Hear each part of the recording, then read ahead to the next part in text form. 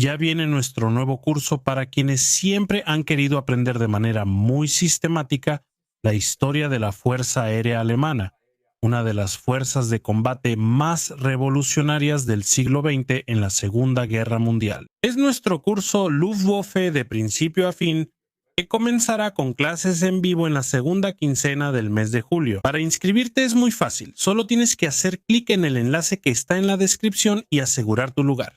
Así que no pierdas esta oportunidad porque te espero allá. Tú que ya viste Band of Brothers, seguramente recuerdas esa escena del episodio 2 en la mañana del día D, en la que el soldado Donald Malarkey va caminando hacia el puesto de mando de la Easy Company y se encuentra con un grupo de prisioneros alemanes al borde del camino. Y él hace una broma, ¿verdad? Él pregunta así, con entonación de coronel o general: ¿de dónde eres, chico? Y entonces uno de los prisioneros, sorprendentemente, le responde en inglés: soy de tal ciudad. Y entonces Malarkey regresa sorprendido y habla con el tipo: oye, ¿eres estadounidense? ¿Qué haces aquí? Y el chico le dice que era descendiente de alemanes y que había regresado a Alemania porque el gobierno alemán había incentivado la reinmigración, el retorno al Tercer Reich. Muy bien. Esa escena termina de una forma un poco trágica, ¿no? Para los prisioneros alemanes, en realidad bastante trágica. Pero ¿ya te imaginaste que justamente esa situación podría pasarles a soldados brasileños? ¿Ya imaginaste que la FEB pudo haber tenido ese tipo de contacto con brasileños sirviendo en el ejército alemán? Sorprendentemente te voy a decir que sí.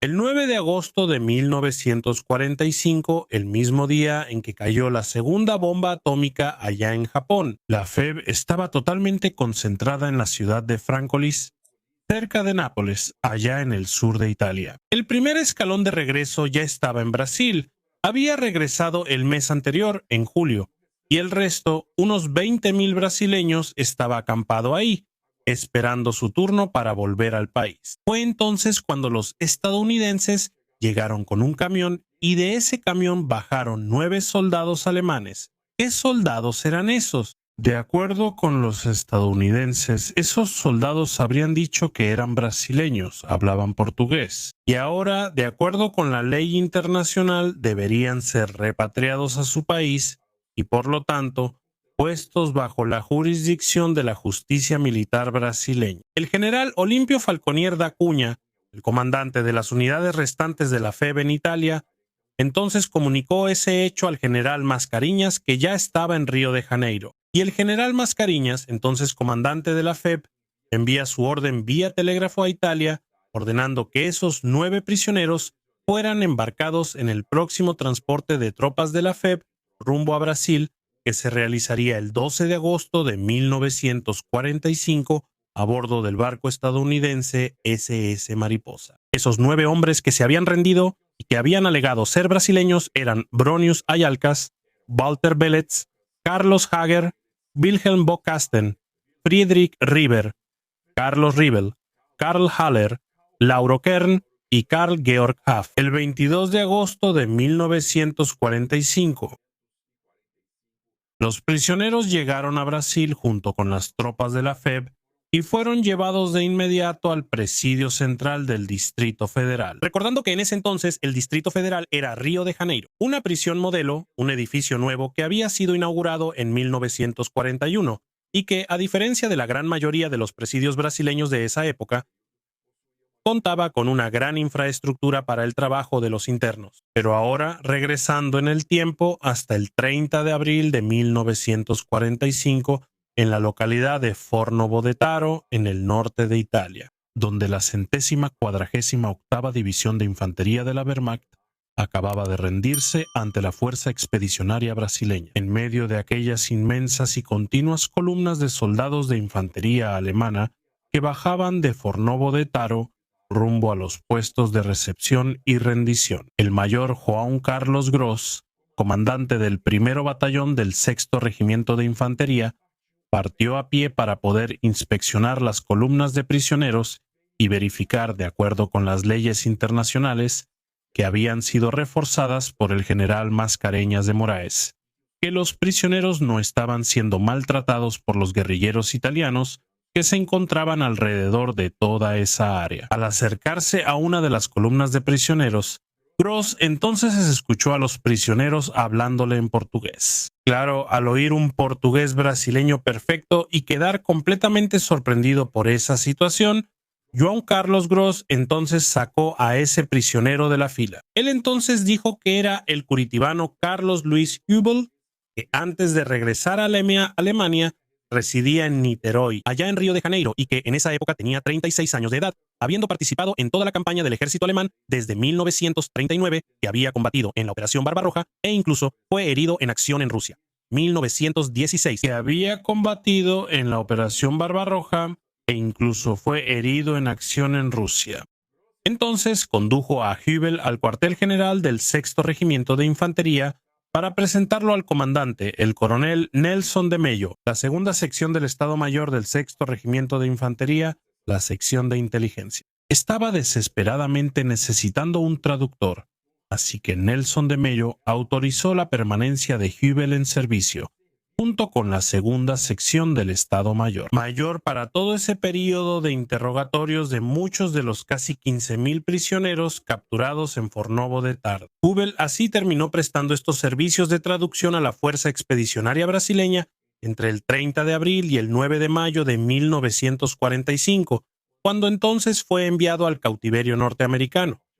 Ahora, avanzando en el tiempo, el 11 de noviembre de 1945, allá en Río de Janeiro, el entonces ministro de Guerra, el general Pedro Aurelio de Góes Monteiro, ordenó la apertura de la investigación policial militar para juzgar las acciones de esos 9 soldados alemanes capturados. El delito por el cual fueron acusados estaba en el nuevo Código Jurídico Militar, que decía que al tomar armas contra Brasil en un contexto de guerra, ese individuo estaría sujeto a una pena máxima de muerte o una pena mínima de 20 años de prisión. Lo primero que se hizo fue realmente averiguar la ciudadanía brasileña de esos 9 hombres, y ahí se descubrió algo bastante interesante. 3 de ellos realmente no tenían ciudadanía brasileña, habían nacido en Europa y emigrado a Brasil cuando aún eran bastante jóvenes. Esos 3 eran Bronius Ayalcas, que tenía ciudadanía lituana, Karl Holler, que tenía ciudadanía austriaca, y Karl Georg Ralph Lehner, que tenía ciudadanía alemana. Lehner incluso era sargento de la Luftwaffe, que había combatido durante toda la guerra dentro del Kampfgeschwader 3, o tercera ala de bombardeo de la Luftwaffe, volando como operador de radio en bombarderos Junkers. OU-88. Lehner incluso había ganado el 16 de enero de 1944 la Cruz Alemana en oro, la segunda condecoración alemana más alta, por valentía, por sus acciones durante el apoyo del KG-3 a la ofensiva de Kursk en el verano del año anterior. También estaba el caso del vallano Carlos Hage, que no había servido específicamente en las Fuerzas Armadas alemanas, sino en la organización TOD, una especie de frente de trabajo que construía la infraestructura de guerra para el ejército alemán. Así los 3 primeros hombres, entonces, no podían ser acusados del delito de tomar armas contra Brasil, ya que no eran propiamente ciudadanos brasileños. Y Haig no había participado específicamente en las acciones militares contra Brasil. Los 4 terminaron siendo liberados el 29 de abril de 1946.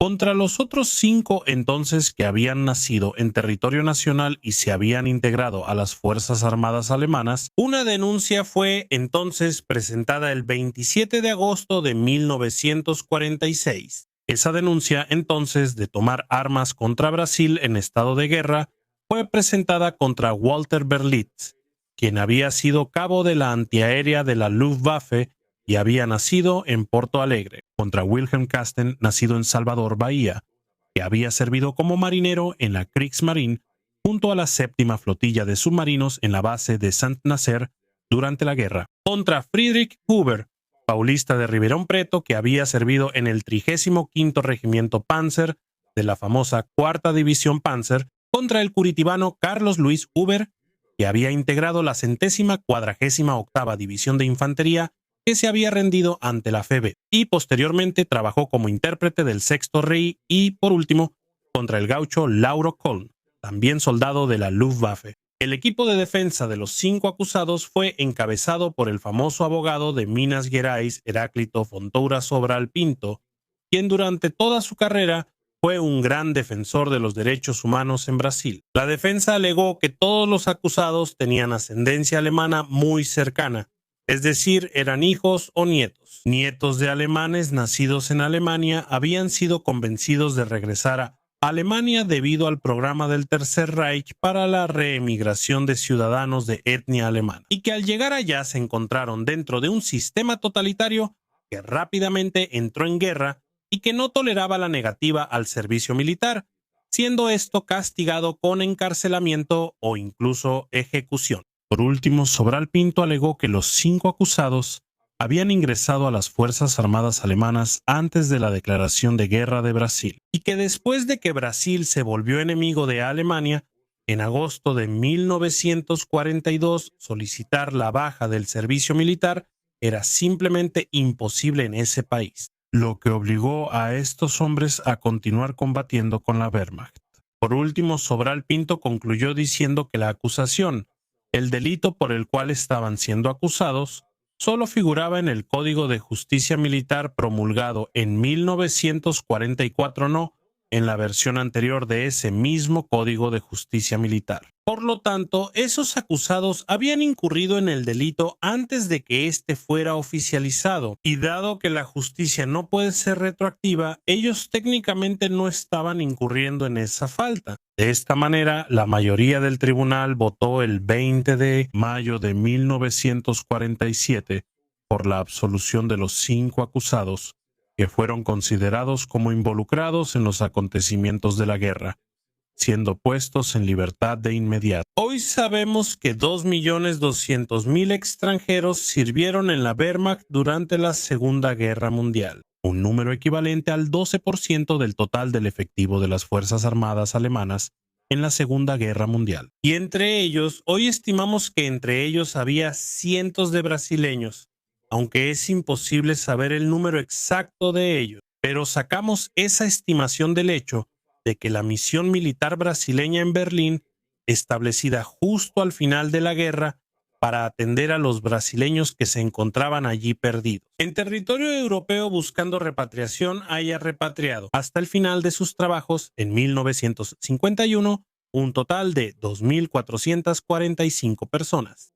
Y es de ese número total de donde se sacan los individuos del sexo masculino en edad de servicio militar entre 1939 y 1945. Ahora dime tú, ¿te gustó saber de este episodio tan peculiar de la historia de Brasil en la Segunda Guerra Mundial? ¿Ya lo sabías? Cuéntanos aquí en los comentarios. Y no pierdas tu oportunidad de estudiar mucho más sobre la historia del Tercer Reich, con nuestro curso Luftwaffe desde el primer hasta el último día. Accede al enlace en la descripción y asegura tu lugar, porque nuestro curso comienza en pocas semanas y vas a aprender mucho con él. Si te gustó este video, entonces compártelo con tus amigos, pero también danos un me gusta. No olvides suscribirte a la Sala de Guerra para que no te pierdas nada más. Me despido por ahora, agradezco nuevamente tu audiencia y un fuerte abrazo de la Sala de Guerra.